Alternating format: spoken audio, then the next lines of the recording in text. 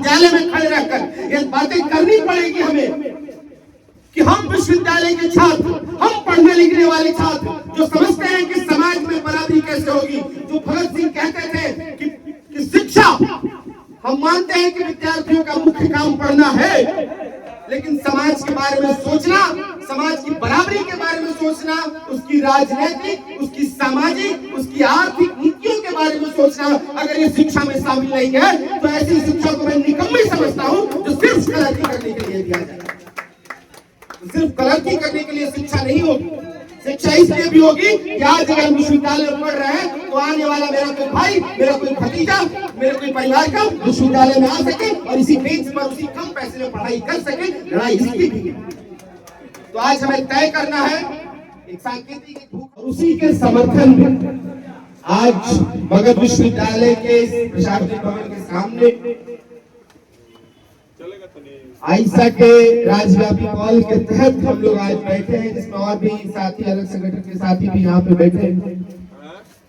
तारिक अनवर है, कॉमरेड शेख जहां है, दीपक है, कमलेश है, अनुराग है, मुकेश है, और भी हमारे दीपक जी हैं। और सवाल यही है कि पूरे देश में शिक्षा को लेकर जो आनाकानी हुई कि शिक्षा व्यवस्था को पूरी तरह से ध्वस्त कर दिया जाए, शिक्षा को इतना मार दिया जाए कि गरीब घर से निकलने वाला कोई छात्र विश्वविद्यालय में ना पहुंच सके, किसी नौकरी तक ना जा सके अगर उसके जेब में अगर पैसा नहीं है। ये बहुत स्पष्ट कर दिया गया कि शिक्षा तभी मिलेगी आपको जब आपके पास पैसा हो।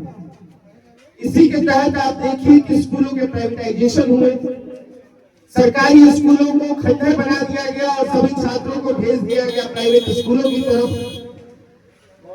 प्राइवेट स्कूल के महंगे फीस गरीब घर के बच्चे कहां से अफोर्ड कर पाए, और खींच-तीर की किसी तरह से पढ़ते पढ़ाते वो आते हैं सरकारी विश्वविद्यालय तक बीए करने के लिए हायर एजुकेशन में।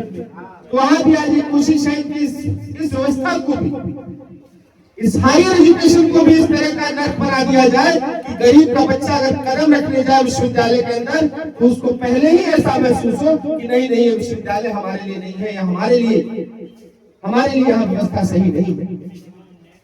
तो किसी तरह पहुंच भी जाता है अंदर तो देखता है कि अलग अलग तरीके के उसके साथ भेदभाव होते हैं। वो पहुंचा है आज 2023 के बाद, तो उसके सामने नेशनल एजुकेशन पॉलिसी आती है जो कहती है कि अब फीस 5,000 नहीं होगा साल का, अब सेमेस्टर का 10,000 रुपया होगा। वो सोच के आता है कि मेरे भाई, मेरे परिवार के पुराने जो सदस्य हैं जो पहले ग्रेजुएशन किए वो कम पैसा में किए, हम भी कर लेंगे, लेकिन उसके लिए अब पॉसिबल नहीं। कुछ कोशिश करके वो पढ़ जाता है, लेकिन वो कोशिश करता है कि नौकरी की तैयारी करे, और नौकरी का तैयारी करते हुए पटना रहता है, दिल्ली रहता है, गया रहता है, जहानाबाद रहता है, और वहाँ बैठ के वहाँ पे कोचिंग सेंटर जाता है, वहाँ पे पैसा खर्च करता है, परिवार की जमीनें गिरवी रखकर तैयारी करता है किसी परीक्षा के लिए। और जब परीक्षा देकर निकलता है वो बाहर, तो पता चलता है कि पेपर लीक हो चुका है। पता चलता है कि चंद पैसों के लिए उस पेपर को, उस एग्जाम के परीक्षा पत्र को किसी को बेच दिया गया है, किसी अमीर को, और ये करवाती है पेपर करवाती है सरकार, और पेपर लीक भी वही सरकार करवाती है। तो एक चीज बहुत स्पष्ट है कि बहुत साधारण मामला नहीं है पेपर लीक। लोग बोलते हैं कि पेपर लीक तो हो ही रहा था, पहले से हो रहा था। सवाल ये है कि होते जो रह रहा है उसको क्या उसी तरह से रखना है। दूसरी चीज ये है कि जो लगातार हर परीक्षा में पेपर लीक, हर दूसरे दिन जो परीक्षा हो रही है उसमें पेपर लीक हो रहा है, और उसका जवाब दे सिर्फ एक इंसान है, इस देश का शिक्षा मंत्री। बिहार की जो परीक्षाओं का पेपर लीक हो रहा है उसकी जवाबदेही यहाँ के मिथिलेश तिवारी शिक्षा मंत्री को लेनी पड़ेगी। और जानिए कि पूरे देश भर में छात्रों का एक आक्रोश उमड़ा है, और यही दिल्ली के जंतर मंतर पर दिखाई दे रहा है। कई दिनों से पिछले 6 तारीख से लोग बैठे हुए हैं, लेकिन पिछले 9 दिनों से एक साइंटिस्ट है सोनम वांगचुक, आखिर क्या उनको ऐसी पड़ी कि छात्रों के लिए पेपर लीक के खिलाफ भूख हड़ताल पे बैठे। ये आयशा के कौन साथी है नेहा, ये कौन है ऋषिकेश, ये कौन है दानिश, ये कौन है आपके मनीष, ये आपके अमीन कौन है, ये कौन लोग हैं जो पिछले 9 दिन से अपनी हड्डियां गला रहे हैं। और क्यों गला रहे हैं? क्योंकि वो वही गरीब घरों से आते हैं कि जिन्होंने बहुत मेहनत करके पढ़ाई की यहाँ तक आए, और जिनके सामने गरीबों की आंखों के सपने छीन लिए गए और पेपर को बेच दिया गया। इसीलिए आज जो संघर्ष में शामिल हुए, आज वो भूख हड़ताल पे बैठे हुए। नेशनल एजुकेशन पॉलिसी के तहत फी हाई, और उसी के दूसरी तरफ आप देखिए किस तरह का पेपर लीक। तो हर जगह पैसे का, इस सरकार पैसे की बड़ी भूखी होगी, हर जगह से लूट लो, छीन लो। साथियों ने रखी अपनी बात कि शिक्षा में जिस तरह का हमलावर ये हो रहे हैं, और इस सरकार को, जो 12 साल की सरकार है, इसमें सबसे ज्यादा किसी से भी नफरत है, वो है गरीबों की शिक्षा से। वो नहीं चाहती है कि गरीब के बच्चे शिक्षा हासिल करें और बराबरी की शिक्षा लें। इनको लगता है कि गरीब के बच्चे, दलित के बच्चे, पिछड़े के बच्चे लाठी लेकर शाखा में पहुंचे। इनको लगता है कि गरीब दलित के बच्चे जाके किसी मंदिर बनाने के अभियान में जुट जाए, किसी और अभियान में जुट जाए, और मंदिर जब बन जाए, चंदा जब वहां पे आने लगे, तो सरकार ये उनके तमाम चट्टे बट्टे उस चंदा को हड़प चोरी कर। तो ये हर जगह चोरी करने वाली सरकार, पेपर चोर। उसी के पहले आपने देखा, ये कोई हल्ला करने की बात नहीं है, सही बात है कि देश में आज बाबा साहब का जो सबसे मूलभूत अधिकार था एक व्यक्ति को, कि एक व्यक्ति इस देश में सरकार बदल सकता है, वो थी उसकी वोट की ताकत। आज जानिए कि उस वोट को भी इस सरकार ने चोरी कर लिया। सरकारी शिक्षा में जाएंगे, बेहतर पढ़ाई करेंगे, एग्जाम देंगे, परीक्षा निकालेंगे, नौकरी पाएंगे, उस परीक्षा को इस सरकार ने चोरी कर लिया। एक राज्य है जिसका नाम मध्य प्रदेश है, उसका एक मुख्यमंत्री है मोहन यादव। मुख्यमंत्री रहते हुए जहां जहां से हाईवे पास हो रहा है, जहां जहां से उसको फायदा दिखाई दे रहा है, जब पास होने से पहले वहां की जमीन वो खरीद लेता है, अपने परिवारों को बांट देता है। तो दलाल मुख्यमंत्री भाजपा का अभी मध्य प्रदेश में काबिज है। दलाल चंदा चोर मुख्यमंत्री यूपी का, जो अनर्गल बयान देता है, जो नहीं चाहता है कि समाज में बराबरी हो, जो समझता है कि इस देश को, इस मुल्क को, जो संविधान के दम पर चलता है, उसको हिंदू मुसलमान करके बांट दिया जाए, लोगों में विभेद कर दिया जाए, उस नाम पर वो सत्ता पर पहुंचता है। और उसी के राज में कभी कांस्टेबल का पेपर लीक हो जाता है, कहीं 59,000 आज भी टीचर सड़कों पर संघर्ष कर रहे हैं, लड़ रहे हैं उसी उत्तर प्रदेश में।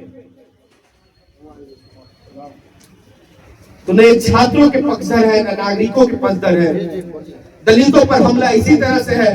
यही बगल में नगर नौसा है, नालंदा में डिग्री कॉलेज की मांग कर रहे थे, उनको मॉब लिंचिंग कर दिया जाता है राजगीर में। ये गुंडा राज स्थापित कर दिया गया है हमारे बिहार में, हमारे राज्य में।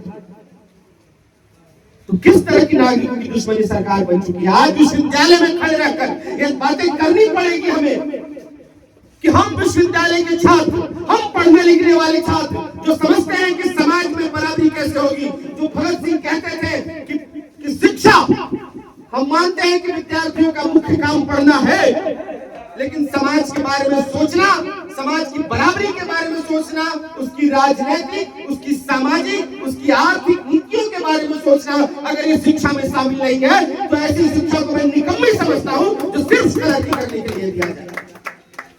सिर्फ कलर्की करने के लिए शिक्षा नहीं होगी।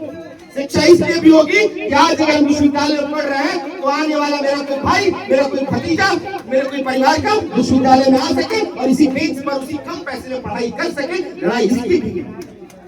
तो आज हमें तय करना है, एक सांकेतिक भूख हड़ताल आज का है हमारा, लेकिन मामला सिर्फ दिल्ली का नहीं है कि दिल्ली के जंतर मंतर पर लोग बैठकर चीजों को आंदोलन हुए हैं।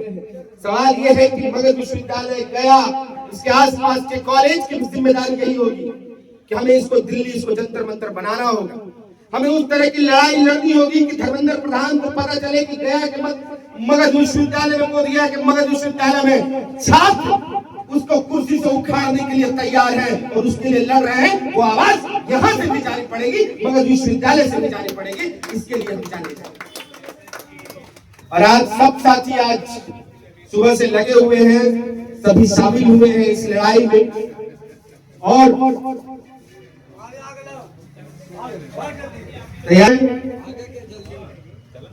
हम लोग यही कहते हैं, रघुवीर साहब यही पंक्ति है कि कुछ होगा कुछ होगा अगर मैं बोलूंगा, टूटे न टूटे दिल सत्ता का, मेरे भीतर का कायर टूटेगा। तो अब सवाल सिर्फ कायर तोड़ने का नहीं है, कायर टूट चुका है हमारा, इसीलिए आज यहाँ पर खड़े होकर आवाज ऊंची कर हम तमाम साथी यहाँ पर आवाज रख रहे हैं। सिर्फ कायरता का हमारे अंदर का तोड़ना नहीं है, इस सरकार को कुर्सी से हटाना, उखाड़ के फेंकना, ये भी अब हमारी जिम्मेदारी हो गई है और सरकार की जवाबदेही भी हो गई है, तो उसको हटना पड़ेगा। आप सब साथी इसमें शामिल हुए हैं। एक मेमोरेंडम है, इसको हम वाइस चांसलर को देंगे।